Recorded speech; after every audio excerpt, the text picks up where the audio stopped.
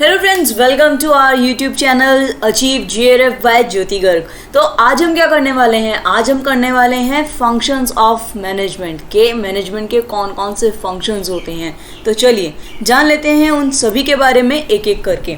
सबसे पहले हम जानते हैं कि जो मेजर फंक्शंस होते हैं मैनेजमेंट के वो कौन कौन से होते हैं। वो होते हैं हमारे planning, organising, staffing, directing and controlling. इन पांचों के बारे में अब हम डिटेल में जाने वाले हैं, तो इसको ध्यान से सुनिएगा क्योंकि इनमें से एग्जाम में क्वेश्चन जरूर आता है। तो चलिए सबसे पहले बात करते हैं हम प्लानिंग की। प्लानिंग के अंदर क्या होता है? Planning is a process of thinking before doing any activity. Planning का मतलब क्या होता है? किसी भी काम को करने से पहले जो चीज़ हम सोचते हैं उसे हम प्लानिंग कहते हैं। ठीक है। डिटर्मिनेशन ऑफ ऑर्गेनाइजेशनल गोल्स, कि हमारे ऑर्गेनाइजेशन के क्या क्या गोल्स होने चाहिए उसको क्या करते हैं हम पहले से प्लान करते हैं। Making forecast for future activity and events, यानी कि हम फ्यूचर में क्या क्या करने वाले हैं, किस किस तरीके से हम आगे बढ़ने वाले हैं, उन इवेंट्स को कैसे कैसे हम ऑर्गेनाइज करने वाले हैं, उस चीज़ की भी हम क्या करते हैं पहले से प्लानिंग करते हैं। Formulation of policies and procedures, क्या पॉलिसीज़ होनी चाहिए, क्या प्रोसीजर होना चाहिए हमारी ऑर्गेनाइजेशन के अंदर, उन सबको भी हम पहले से प्लान करके चलते हैं। Preparation of schedules, program, budget of work, यानी कि किस तरीके से हम सारे काम को करने वाले हैं, किस काम के बाद कौन सा काम आना चाहिए और उस पर्टिकुलर काम को करने के लिए मुझे कितने पैसों की ज़रूरत है, कितना मेरा बजट होना चाहिए उस काम को करने के लिए। वो सारी चीज़ें हम क्या करते हैं पहले से प्लान करके चलते हैं। जैसे कि अभी आप लोग यूजीसी नेट की प्रिपरेशन कर रहे हो तो क्या है, आपने सबसे पहले प्लानिंग क्या की होगी? सबसे पहले आपने जाके वेबसाइट पे देखा होगा कि उसका सिलेबस क्या है, उस सिलेबस को आप कैसे पूरा कर सकते हो, उसके हिसाब से अपने आप ने टाइम टेबल सेट किया होगा कि इस दिन मैं ये सब्जेक्ट पढ़ूंगा, उस दिन मैं वो वाला सब्जेक्ट पढ़ूंगा। तो वो क्या है? वो आपकी तरफ से एक प्लानिंग है अपने फ्यूचर को सिक्योर करने की। चलिए इसके बाद आता है हमारा ऑर्गेनाइजिंग। जो अब हमने प्लान बना लिया है उसे हम किस तरीके से ऑर्गेनाइज कर सकते हैं। Organizing is the process of identification of major activities, grouping them on the basis of nature and assigning them to different departments. अब इसका क्या मतलब है? इसका मतलब होता है जो भी हमारी मेजर एक्टिविटीज़ है, मेजर एक्टिविटीज़ मतलब जो हमारी मेन एक्टिविटीज़ हैं जो हमें करनी ही करनी है, उन सबको क्या करते हैं हम ग्रुप कर देते हैं, यानी कि एक ही ग्रुप के अंदर डाल देते हैं उसके नेचर के अकॉर्डिंग। ठीक है। जैसे कि मान लीजिए कि हमें सर्वे करना है, तो सर्वे के अंदर आप क्या करोगे? सर्वे के अंदर जिस चीज़ का आप सर्वे करना चाह रहे हो, मान लीजिए कि आप कैंसर पेशेंट्स का सर्वे करना चाह रहे हो, तो जितने भी आपके पास पेशेंट्स होंगे या फिर आप पेशेंट्स का सर्वे करना चाह रहे हो कि कौन सी बीमारी आजकल सबसे ज़्यादा चल रही है, तो आप किस चीज़ का ग्रुपिंग करोगे? कि आप कैंसर के पेशेंट्स की अलग ग्रुपिंग बनाओगे और जिनको एड्स हैं उनकी ग्रुपिंग अलग बनाओगे, टाइफाइड वाले पेशेंट्स की ग्रुपिंग अलग करोगे। कैसे करोगे? उनके नेचर के बेसिस पे, उनकी बीमारी के बेसिस पे आप उनकी ग्रुपिंग करोगे। ठीक है। फिर उसके बाद क्या करोगे? उनको एक डिफरेंट डिपार्टमेंट के अंदर अलॉट कर दोगे, उनके जो डिपार्टमेंट्स हैं उनकी ग्रुपिंग के हिसाब से उन्हें दे दोगे। कि आप जाहिर सी बात है कैंसर वाले पेशेंट को एक एड्स की दवाइयाँ तो नहीं दे सकते ना, तो जिस पर्सन को जिस चीज़ में वो निपुण है, जिस चीज़ में वो बहुत अच्छा वर्क कर सकता है, आप उसको वही डिपार्टमेंट दे दोगे। ठीक है। नेक्स्ट क्या है? Identification of major activities. सबसे पहली चीज़ क्या है कि हमें मेजर एक्टिविटीज़ जाननी है जो हमें करनी है। जैसे कि आप क्या करोगे? सबसे पहले आप क्या करोगे? जो आपको मेन सब्जेक्ट हैं, जो जिससे सबसे ज़्यादा क्वेश्चंस पूछे जाते हैं, आप सबसे पहले उन्हें प्रिपेयर करोगे। देन क्या करोगे? Grouping them to manageable units. अब उनको इस तरीके से लिखोगे, अपने नोट्स बनाओगे, ताकि आप जब उसको एक बारी में पढ़ो तो आपका एक बारी में पूरा रिवाइज हो जाए। Assignment of work to different departments and employees. अब इसका क्या मतलब है? उस काम को क्या है जो आपने डिसाइड कर लिया है कि मैं इस तरीके से प्रिपेयर करूंगा, उस काम को क्या है आप छोटे छोटे ग्रुप्स में बांट लोगे कि आज वाले दिन में मैं इतनी यूनिट कवर करने वाला हूँ, उस वाले दिन में मैं इतनी यूनिट कवर करने वाला हूँ। इस यूनिट को कवर करने के लिए मुझे यह क्या है यूट्यूब से हेल्प लेनी पड़ेगी, इस यूनिट को कवर करने के लिए मुझे बुक से हेल्प लेनी पड़ेगी। तो आप क्या है डिफरेंट डिपार्टमेंट्स से क्या है अपनी हेल्प ले रहे हो उस चीज़ को समझने के लिए, उस चीज़ को करने के लिए। Development of rules, regulations and procedure. ये वैसे सारी चीज़ें ऑर्गेनाइजेशन के पॉइंट ऑफ व्यू से समझाई गई हैं, लेकिन मैं आपको स्टडी पॉइंट ऑफ व्यू से समझाने की कोशिश कर रही हूँ ताकि आप लोगों को ये चीज़ क्या है ज़्यादा बेहतर तरीके से समझ में आए और अपनी आप प्रिपरेशन भी अच्छे तरीके से कर सकें। ठीक है। तो अब इसके अंदर क्या कह रहा है, development of rules and regulation and procedures, यानी कि जब आप पढ़ने के लिए बैठोगे तो आप क्या करोगे, पहले ही घर पे सबको बोल दोगे कि मैं अब पढ़ने जा रहा हूँ, प्लीज़ कोई मुझे डिस्टर्ब मत करना, कोई भी इंपॉर्टेंट फ़ोन कॉल हो तो प्लीज़ उसे मना कर देना, बोल देना कि मैं अभी पढ़ रहा हूँ। ठीक है, तो ये क्या किया आपने, अपने रूल्स एंड रेगुलेशंस बना दिए या फिर एक फिक्स टाइम रखा है कि इस टाइम पे मैं पढ़ूंगा ही पढ़ूंगा, कोई मुझे डिस्टर्ब नहीं करेगा। ठीक है, नेक्स्ट क्या है, delegation of necessary authority. Delegation का क्या मतलब होता है, जो काम आप खुद कर सकते थे लेकिन आपने क्या किया, दूसरे के ऊपर डाल दिया कि वो मुझे करके दे देगा। ठीक है, तो इस समय क्या हो रहा है, आपने क्या किया है कि जो अथॉरिटी थी वो आपने किसी और को डेलीगेट कर दी है, यानी कि जो आप खुद से पढ़ सकते थे आपने वो क्या किया, अपने यूट्यूबर्स के ऊपर या फिर बुक्स के ऊपर छोड़ दिया है कि वो वहाँ से मैं उसको कवर अप कर लूँगा। ठीक है, चलिए नेक्स्ट बढ़ते हैं हम स्टाफिंग की तरफ। अब ये जो है मैं आपको स्टडी पॉइंट ऑफ व्यू में नहीं समझा सकती, तो इसे हम ऑर्गेनाइजेशन पॉइंट ऑफ व्यू से ही समझेंगे। ठीक है, स्टाफिंग के अंदर क्या होता है, स्टाफिंग के अंदर होता है रिक्रूटमेंट, यानी कि नए लोगों को हायर किया जाता है, सिलेक्शन, जो लोगों को हमने अपॉइंटमेंट दी है उन लोगों में से क्या करेंगे, हम सेलेक्ट करेंगे। Now appointment and placement of right person to the right job, यानी कि जिन पर्सन को हमने रिक्रूटमेंट के लिए बुलाया है उनका सिलेक्शन करेंगे, उसके बाद उनको अपॉइंट करेंगे और उनको प्लेस करेंगे सही जगह पे, सही जॉब के अकॉर्डिंग। अब इसका क्या मतलब है, आप मार्केटिंग वाले पर्सन को क्या है कभी भी फाइनेंस नहीं दे सकते हो। ठीक है, या फिर एचआर वाले पर्सन को आप जाके ये नहीं कह सकते हो कि आप जाके क्या है मार्केटिंग का वर्क करो। ठीक है, तो जिस पर्सन की जो क्वालिटी है आप उसके अकॉर्डिंग ही उसको काम प्रोवाइड करोगे। ठीक है, अब इसके अंदर देखते हैं और क्या बात कह रहा है वो, determination of man power required in department. हम सबसे पहले जानेंगे कि कौन से डिपार्टमेंट के अंदर कितने लोगों की ज़रूरत है। हम ज़्यादा भर भर के तो उसको नहीं रख सकते, क्योंकि जितना भरेंगे उतने ही हम लोगों की क्या है पैसे जाएंगे, यानी कि उतनी ही सैलरी हमें देनी पड़ेगी। ठीक है, तो हम उतने ही लोग रखेंगे जितने की हमारे डिपार्टमेंट को ज़रूरत है। उसके बाद क्या करेंगे, उसके बाद करेंगे रिक्रूटमेंट। रिक्रूटमेंट के लिए हम एप्लीकेशंस निकाल देंगे। ठीक है, लोग आएंगे हमारी कंपनी के अंदर अप्लाई करने के लिए। अप्लाई करने के लिए जब आएंगे तब हम क्या करेंगे, उनमें से सेलेक्ट करेंगे जो कि हमारी पोजीशन के अकॉर्डिंग, हमारे वर्कलोड के अकॉर्डिंग, हमारी जो जिस चीज़ का हमें उनसे काम करवाना है, जो उसके अंदर अप्रोप्रिएट होंगे, हम उसको सेलेक्ट कर लेंगे और उसको अपॉइंट कर देंगे उस पोजीशन के ऊपर, उस पर्सन को वो काम सौंप देंगे। ठीक है, अब उसके ऊपर काम सौंप दिया है तो ऐसा तो है नहीं कि वो एकदम से आके सारा काम आपका संभाल लेगा, नहीं कर सकता। तो उसके बाद नेक्स्ट हमारा पॉइंट क्या आता है, मैनेजमेंट ऑफ डेवलपमेंटल प्रोग्राम, यानी कि अब हम क्या करेंगे, उसको प्रॉपर ट्रेनिंग प्रोवाइड करेंगे कि आपको ये काम कैसे करना है, आप कैसे कर सकते हो। ठीक है, अब हमने उसको काम सिखा दिया है, अब हम क्या करेंगे, अब हम उसकी जो डेवलपमेंट है उसको इवेल्युएशन करेंगे कि वो कितना काम सीख चुका है, कितना उसे आ चुका है।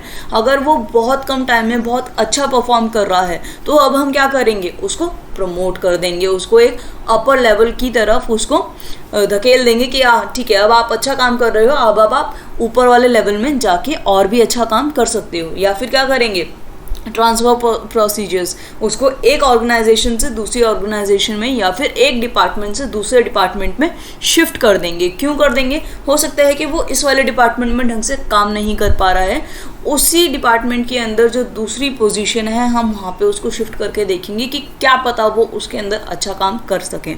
ठीक है, नेक्स्ट पॉइंट क्या है हमारा, last point, providing proper remuneration staffing, यानी कि जो हमारी स्टाफिंग है उसे अच्छी तरीके से क्या करेंगे, रिन्यूमरेशन प्रोवाइड करेंगे। ठीक है, चलिए नेक्स्ट आगे की तरफ बढ़ते हैं। नेक्स्ट क्या है हमारा, डायरेक्टिंग। डायरेक्टिंग के अंदर क्या होता है, डायरेक्टिंग के अंदर हम जो जिससे हम काम करवा रहे हैं, जो हमारे वर्कर्स हैं, उन्हें हम क्या करते हैं, इंस्ट्रक्शंस प्रोवाइड करते हैं, गाइडेंस देते हैं, इंस्पायर करते हैं ताकि वो और अच्छा काम कर सकें और जो हमारे गोल्स हैं उसमें वो हेल्प कर सकें और वो साथ में हम अचीव कर सकें हमारे गोल्स। हमारे गोल क्या है यहाँ पे, हमारे गोल हैं JRF को अचीव करना। ठीक है, it also involve activities like, इसके साथ साथ और भी कौन कौन सी एक्टिविटीज़ इन्वॉल्व होती हैं, supervision, coordinating, motivation, leadership and communication. इनके बारे में भी अभी हम अच्छे से पढ़ने वाले हैं। ये पांचों के पांचों पॉइंट अब हम एक एक करके पढ़ेंगे, इसको भी ध्यान से सुनिएगा। सबसे पहले पढ़ते हैं सुपरविजन, ये तो हमने कर लिया है। अब हम पढ़ते हैं सुपरविजन। सुपरविजन क्या होता है? Supervision refers to the direct and immediate guidance to the subordinate to ensure the execution of assigned works. अब सुपरविजन का क्या मतलब है?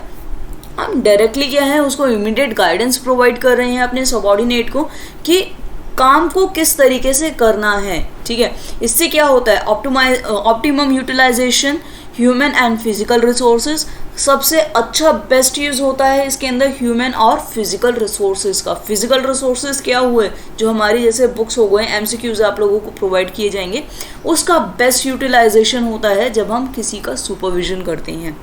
ह्यूमन की जितनी क्षमता होती है हम उसका बेस्ट यूज़ उस समय कर सकते हैं।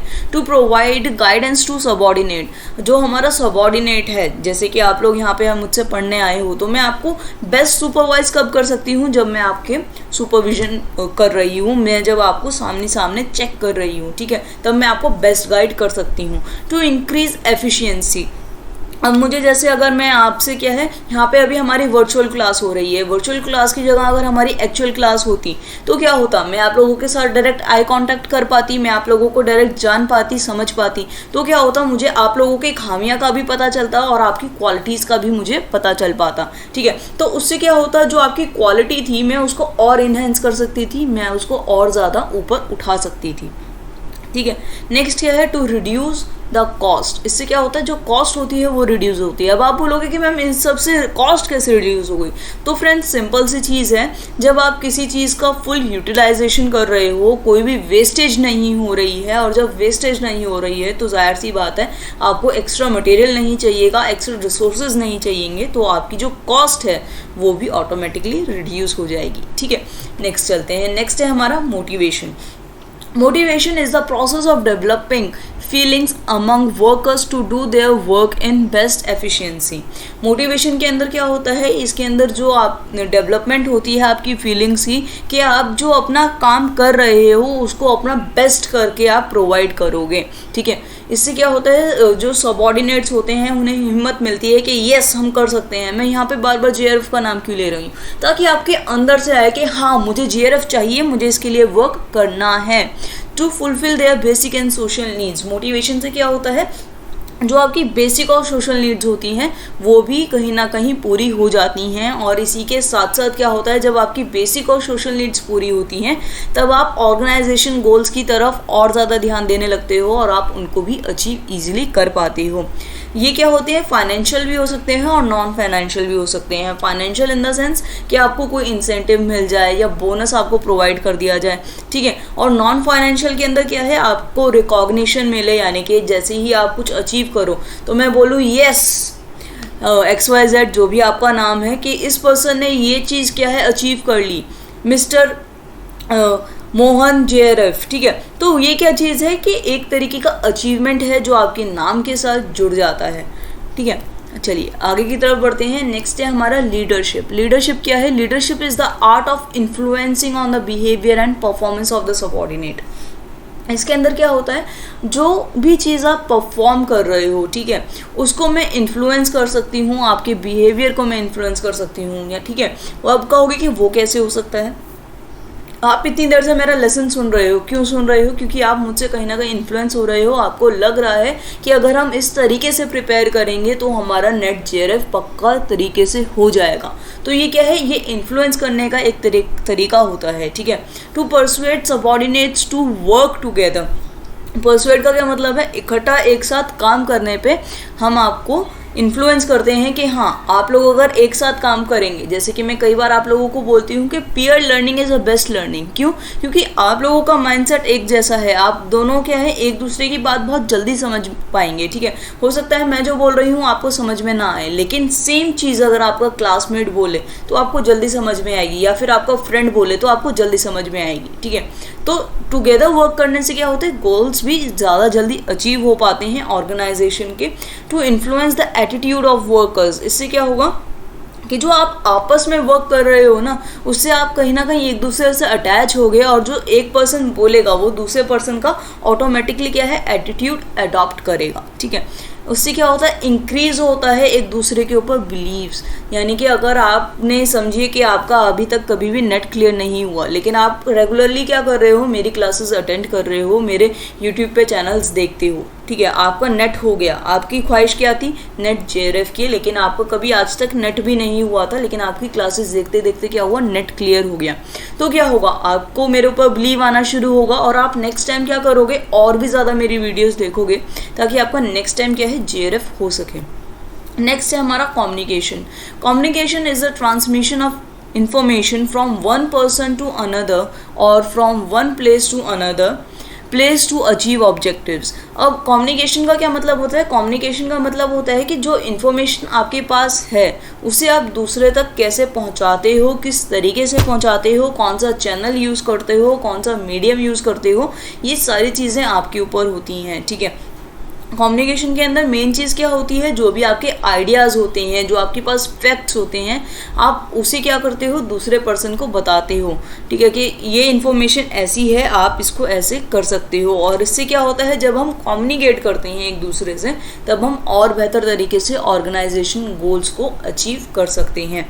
यानी कि अगर मैं आप लोगों को कुछ समझाऊँ ही ना, सिर्फ पीपीटीज दिखाती रहूँ, बैकग्राउंड में एक छोटा सा म्यूज़िक बजा दूँ, तो क्या होगा, आपका और मेरा कम्युनिकेशन हो सकेगा, नहीं हो पाएगा। अगर आप लाइक नहीं करोगे वीडियो को, कमेंट सेक्शन में मुझे नहीं बताओगे कि आपको कैसी लगी वीडियो, ठीक है, यानी कि अगर आप फीडबैक मुझे प्रोवाइड नहीं करोगे, तो मुझे कैसे पता चलेगा कि आपको जो मैंने पढ़ाया वो समझ में आया या नहीं आया। तो कम्युनिकेशन बहुत ज़रूरी होती है किसी भी ऑर्गेनाइजेशन के अंदर।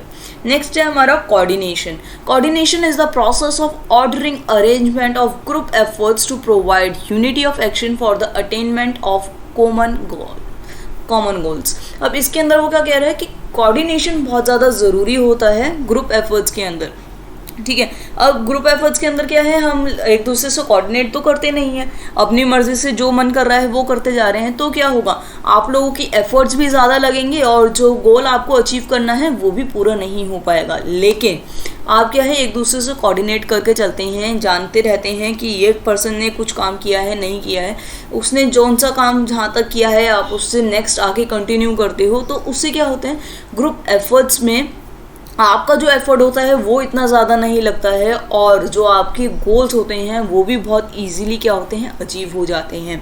To integrate all the units, यानी कि अगर आप किसी व्हाट्सएप ग्रुप का पार्ट हो मान लीजिए, ठीक है, और उसके अंदर मान लीजिए कि 100 स्टूडेंट्स हैं, ठीक है, और हमारे पेपर 1 के अंदर या फिर पेपर 2 के अंदर कितने यूनिट्स हैं, 10 यूनिट्स हैं, ठीक है। अब एक आपने छोटा छोटा ग्रुप बना लिया, 10 का एक ग्रुप बन गया, ठीक है, 10 बच्चे एक यूनिट को कर रहे हैं, ठीक है, इस तरीके से 10 की 10 यूनिट कवर हो गई 100 बच्चों के अंदर। अब जो वो 10 बच्चे हैं वो अपनी मेहनत एक जगह एफर्ट लगा के उस ग्रुप के ऊपर सेंड कर रहे हैं, बाकी जो 10 बच्चे हैं वो यूनिट 2 के ऊपर मेहनत करके उसके सेंड कर रहे हैं। तो देखो 10 की 10 यूनिट्स आपकी हो जाएंगी कितने टाइम में, मात्र 10 या 15 दिन के अंदर आपकी सारी यूनिट्स 10 की 10 यूनिट कंप्लीट हो जाएंगी। 10 दिन में 10 यूनिट्स आपकी कंप्लीट हो जाएंगी, ठीक है। आप देख रहे हो आपके कोऑर्डिनेशन से, आपके ग्रुप एफर्ट से आपको कितना ज़्यादा बेनिफिट हो सकता है। इससे क्या होगा, जो आपकी परफॉर्मेंस होगी वो भी बहुत बेहतर तरीके से आएगी और जो आप अचीव करना चाहते हो वो भी बहुत अच्छे से आप अचीव कर सकते हो। और जो टीम स्पिरिट होती है कि हाँ ये मेरी टीम है, हम जब साथ में होते हैं तो हमें कोई हरा नहीं सकता, वो चीज़ भी आपके अंदर कहीं ना कहीं डेवलप हो जाएगी, ठीक है। नेक्स्ट क्या है, नेक्स्ट है हमारा कंट्रोलिंग। कंट्रोलिंग के अंदर क्या होता है, controlling is a process of comparing actual performance achieved with that of planned performance and taking corrective measures if there is deviation। अब कंट्रोलिंग का मतलब क्या होता है, कंट्रोलिंग एक तरीके का कंपैरिजन है हमारी एक्चुअल परफॉर्मेंस के साथ और हमारी एक्चुअल परफॉर्मेंस और प्लान्ड परफॉर्मेंस के बीच का। यानी कि हमारी प्लान्ड परफॉर्मेंस क्या थी कि मुझे नेट जेआरएफ क्लियर करना है, तो मतलब क्लियर करना है किसी भी हालत में, ठीक है। और आपने क्या किया, उसी के हिसाब से अपना प्लान बनाया, ऑर्गेनाइज करना शुरू किया, अपने आप को डायरेक्ट करना शुरू किया, उसी तरीके की आपकी स्टाफिंग भी थी, ठीक है। अब लास्ट में जब कंट्रोलिंग का मौका आया तो आपने क्या देखा, जब यानी कि आपका रिजल्ट आया, आपने क्या देखा कि आपका नेट क्लियर हो गया है। तो आप क्या देखते हो कि आपका प्लान्ड परफॉर्मेंस था कि मेरे को नेट जेआरएफ चाहिए, लेकिन आपका एक्चुअल में हुआ क्या, नेट। तो वो जो बीच में JRF के लिए आपके जो मार्क्स कम रह गए, तो आप उसको क्या बोलोगे कि आपको उसके लिए करेक्टिव मेजर्स लेने की ज़रूरत है। करेक्टिव मेजर्स का क्या मतलब है कि आप उसके लिए क्या सही कदम उठाने की ज़रूरत है। वो जो 0.5 या 0.7 से आपका JRF रह गया है, उसको कवर अप आप कैसे कर सकते हो वो आप जानने की कोशिश करोगे। उसको कैसे करेंगे अब हम, setting standards for the designed work, यानी कि जो आप अचीव करना चाहते थे उसके लिए एक प्रॉपर स्टैंडर्ड मेंटेन करोगे।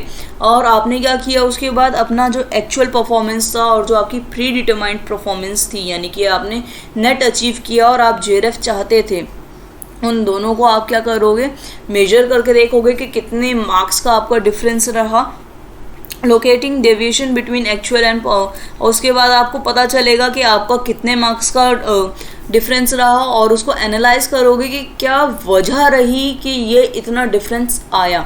हो सकता है कि आपकी किसी रिलेटिव की तबीयत ख़राब हो, आप उसके घर चले गए हो 1-2 दिन, आपने स्टडी ना किया हो, आपकी खुद की तबीयत ख़राब हो, आपको ढंग से कॉन्सेंट्रेट ना कर पाए हो, कुछ यूनिट आपने छोड़ दी हो, इस वजह से आपके मार्क्स कम आए हो, मतलब कोई भी रीज़न हो सकता है। वो आप कहाँ पे करोगे, analyze the cause of deviation के अंदर। उसके बाद क्या करोगे, taking corrective actions to achieve goals. Next time जब आप दोबारा से प्रिपेयर करोगे तो आप ध्यान रखोगे कि मुझे ये गलतियां नहीं करनी है और इस बार JRF लेकर ही रहना है, ठीक है।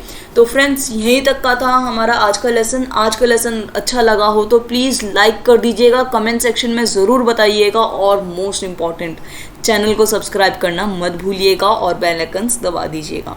चलिए फ्रेंड्स, मैं आपसे मिलूंगी अब नेक्स्ट लेसन के अंदर। Thank you. See you. Bye bye.